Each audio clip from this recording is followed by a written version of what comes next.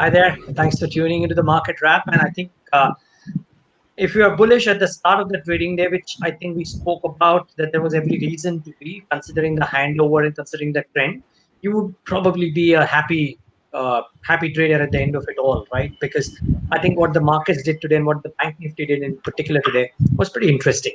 Now, look at, of course, the basic indices, and this is the Nifty, of course. And it'll show you the gainers. I mean, leave out Z because that's an erratic mover, right? But otherwise, the kind of let's stick with that. Just the kind of gains that we had for an Axis Bank, for example, 3.5 or 4% higher. The pricing done and out with, and the kind of response that it has gotten. Imagine ICICI Bank, despite the strong response, is not even in the not even there in the list of the top 10 movers because the other banking names like Indices Bank and HDFC Bank in particular with 1.5% uptake, kind of dominated the Bank Nifty in the session today. But beyond that, some metal names and JSW Steel yet another 3.5% higher in trade. There's a story coming out on BloombergQuint.com by Nickey about what's happening with the steel names in a day or two. So you should probably watch out for that too.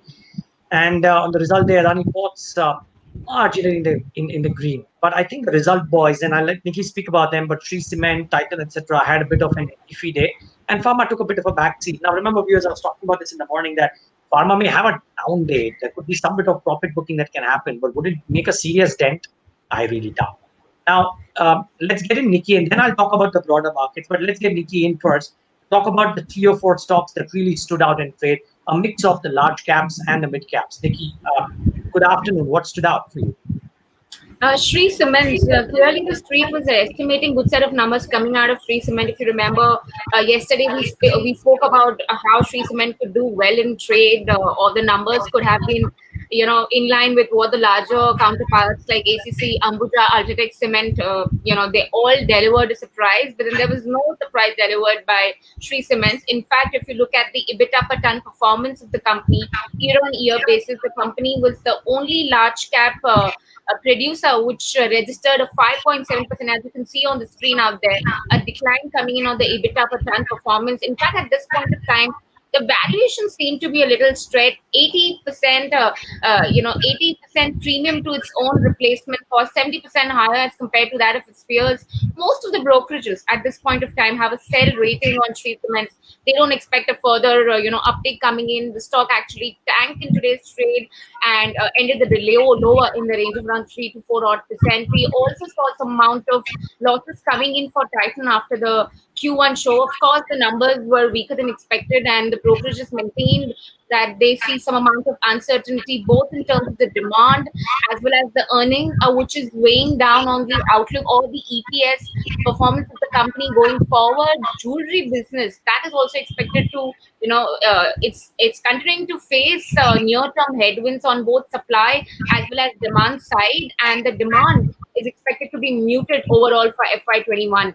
On the positive side, Lemon Tree that actually came with better set of numbers. The EBITDA, was a positive number, though a 95% kind of a downtick there in the number. But then again, it was an EBITDA profit as compared to a EBITDA loss that the street was estimating. Perhaps Motilal said that Lemon Tree is expected to be the only retail player which is likely to have a positive EBITDA for the entire financial year on account of the cost saving measures.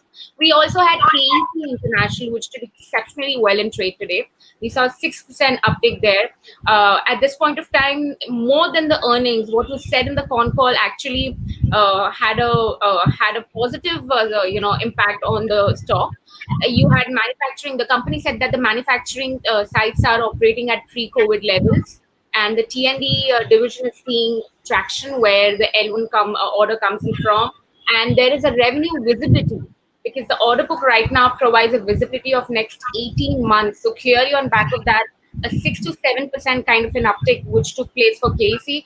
But then, Niraj, I'd like to chat a little bit about the banking space. Clearly some amount of traction there, which lifted the Nifty a tad higher, be it in terms of ICICI Bank or HDFC Limited. What do you make out of this space right now?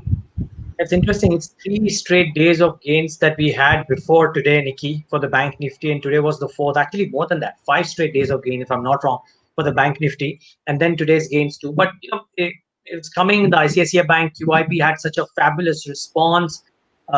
So the gains were palpable and right up there for all of these. I mean, look at the 5-day gains for some of these names. It's been pretty strong. So Axis successful, QIP closure, ICICI getting great demand, Kotak Bank saying that their selling is over. All of these, I think, leading to the bank Nifty doing well. There is some bit of traction out there in the banking space, and that's evident. Reliance has taken a bit of a backseat, but Bank Nifty is doing well.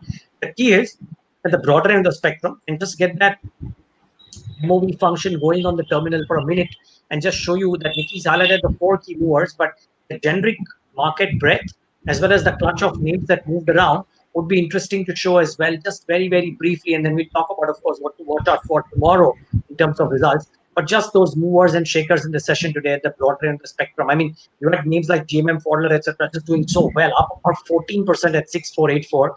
I think the valuation multiples are just shooting through the roof. Nesco back to winning ways, up about 12%. There was strength in Lemon Tree, as Nickey highlighted. But look at the others. Affle, second day on a trot, doing very well for itself. Now, Pala up about 6.5%. EV today gained some.